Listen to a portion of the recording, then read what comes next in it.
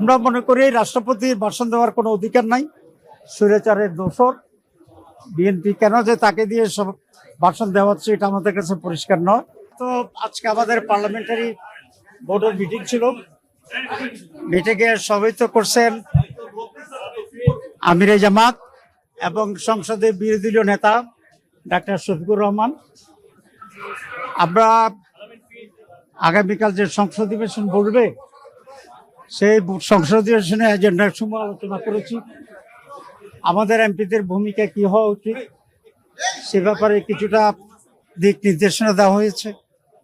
যেহেতু অধিকাংশই সংসদ নতুন, সে কারণেই সংসদের ফর্মালিটিস, তারপরে ক্রাইটেরিয়া, ক্যারেক্টার, ভাষা, এসব বিষয়ে আমরা কিছুটা তাদেরকে ব্রিফিং দিয়েছি করার জন্য। আর স্পিকারের বিষয়ে আমরা একটা সিদ্ধান্তে পৌঁছেছি নিঃসন্দেহে।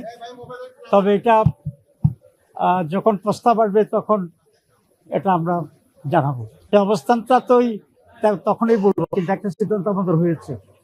আজকে সেটা আমরা বলছি না, এই কথাই তো বলবো পরে। আমরা মনে করি রাষ্ট্রপতির ভাষণ দেওয়ার কোনো অধিকার নাই। স্বৈরাচারের দোসর বিএনপি কেন যে তাকে দিয়ে সব ভাষণ দেওয়া হচ্ছে এটা আমাদের কাছে পরিষ্কার নয়।